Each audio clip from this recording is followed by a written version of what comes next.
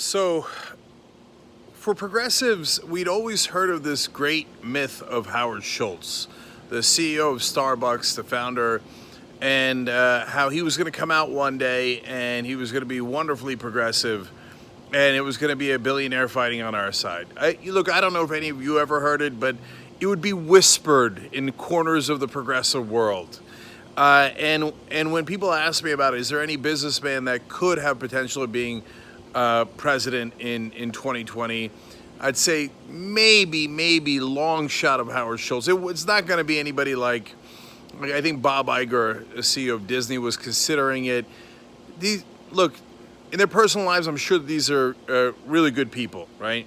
But if you're going to come in with, well, CEOs and Wall Street and billionaires are awesome, but it's just not going to work. Whether it's you think it's the right thing or not, that's not going to work. It's not going to win, and I don't think it's the right thing. So I don't think any of those guys ever had a shot.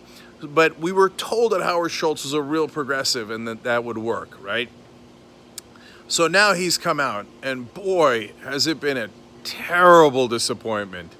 So first of all, he announced that he was going to run as an independent rather than a Democrat.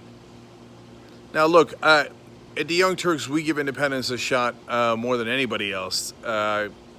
Talked to Gary Johnson, Jill Stein, et cetera, during the 2016 election. Philosophically, ideologically, I believe that we should eventually have third parties and you should hear out independence, et cetera. But they have to come in with an interesting idea, and then it depends. Do they gain enough momentum that they have a real chance at winning, or at the end, are they just acting as a spoiler? So I'm not in the camp of immediately saying he's an independent, so I'm against him.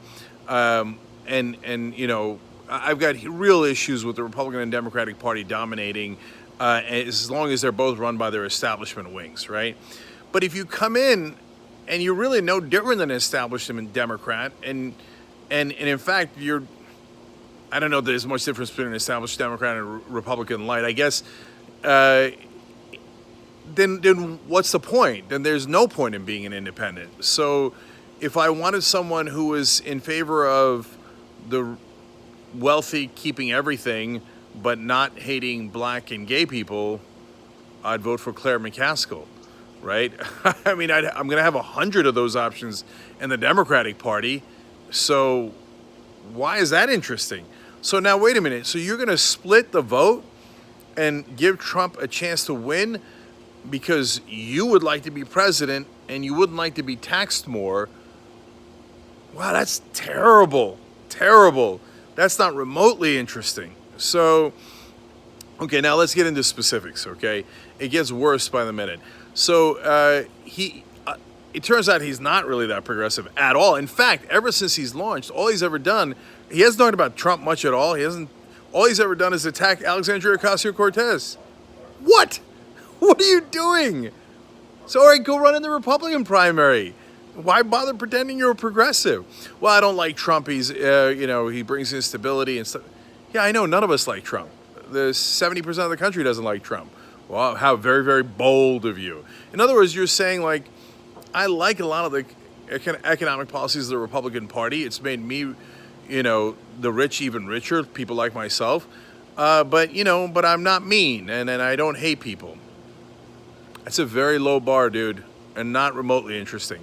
Anyway, so the specifics is, he says, the Democratic Party has gone too far left, and now they're proposing, maybe up to a 70% marginal tax rate for people making over $10 million. And Howard Schultz, as, person who founded and ran Starbucks for a long time, is a billionaire. So he doesn't want that.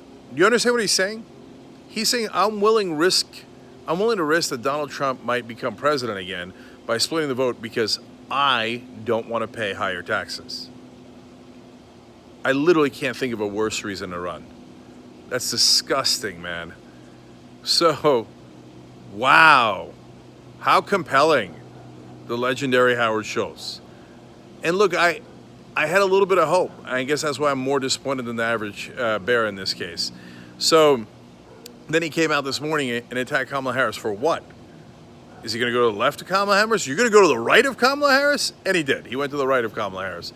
He said Medicare for All is un-American. Oh, no, I'm done with you, dude. I'm done with you. Look, Kamala Harris, she did a town hall last night. We covered it for our members. We did instant play-by-play telling you what she's actually saying. And she was really strong in some parts, like on gun control. I thought she made some great points. But by the way, to become a member, get all that coverage. We got State of the Union coming up next week, etc. Extra coverage for the members there. tyt.com/join to become a member, because we're actually representing you guys. We're real independent media, and we're home progressives. So as I'm listening to Kamala Harris, I go, hey, that's great on guns, and I love a couple of the points that she made. But when it comes to Medicare for All, audience member in the town hall asked a great question. So would you get rid of the private health insurance companies? And the reality is, in Medicare for All, yes, you do. Okay, now you could have private options, right? But the role of private health insurance would be greatly reduced.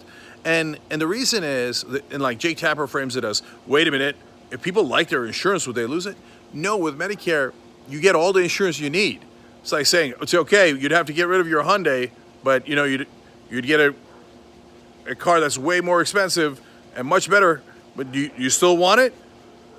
Even that's not a great analogy, because you might love your Hyundai. Okay, no, it gives you more insurance. It covers you more. You don't have to worry about, well, I like my insurance because my deductibles are not that high. There's no deductibles in Medicare for All. I can go on and on, right? So the correct answer there for Kamala Harris is yes, the role of private health insurance would be massively reduced. We'd get rid of the bureaucracy. We'd get rid of their marketing budgets, their budgets for their executive, et cetera. We would save a tremendous amount of money by doing that. And Medicare is incredibly popular. I could go on and on. But so her answer was like, well, you know, healthcare is a right. Okay, good. I like that a lot. Okay, and I'm glad she's on our side as a senator, right? But did she go and explain passionately why those private health insurance companies have been robbing us for all these years, have given us terrible health insurance, have given us death panels, honestly?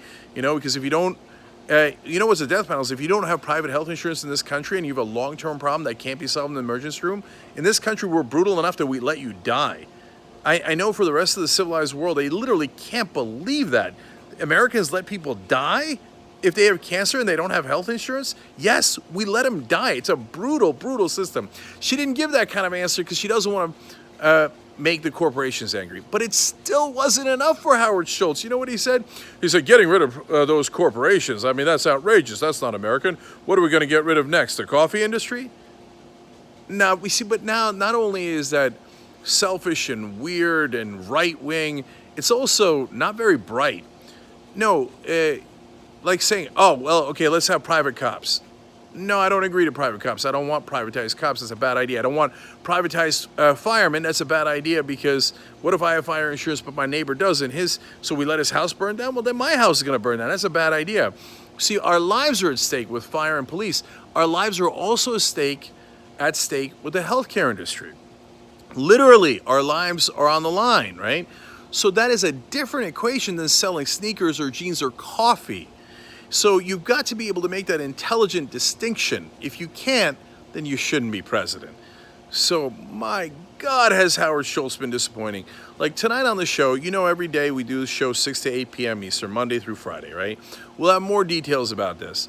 And then I'm going to come and do Rebel Headquarters. I'm going to do the post-game tonight. I'll give you a little extra details that I know about. Richard Ojeda recently dropped out of the presidential race. I'll talk about that. And we've got some great old school tomorrow night. You know, look, we're Progressive Netflix. We've got all these different shows if you're a member. So again, and then by the way, this is a great time to sign up. tyt.com/trial gets you a week free, so there's no downside, okay? So we're going to do all that tonight.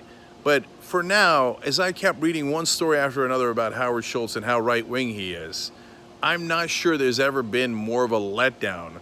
I mean, the segue really delivered compared to this. Okay, man, did he get overhyped. And it turns out he's just another corporate Democrat who's like, well, I don't despise all the other people on the planet, and I think Trump's not that bright, but at the end, I'd like to make sure that I keep all my money. And in fact, I'm willing to let Trump win by splitting the vote just so that I can keep my money. It almost can't get worse than that. So not remotely interested. And by the way, my sense is this isn't going to fly. I don't know how long he's going to last, but he got some bad advice, man. If he thought this was going to be popular in America, he's like, it's un-American. Un-American, Medicare for All is polling at 70%. Oh, the American people don't want taxes at 70%. No, every billionaire you know, Howard, doesn't want 70% marginal tax rate for above $10 million. We just polled it. You know, the last poll had it at 59% popularity in America. 45% of Republicans saying yes, move the highest marginal tax rate to 70%. Ocasio-Cortez had said 60 to 70%. Now 45% of the Republican Party saying no, make it 70, make it higher, right? That's the actual American people. But get a load of this. Fox News just released a poll. You know what they have it at? 70% of Americans, not 59%, 70% of Americans say increase the highest marginal tax rate to 70%.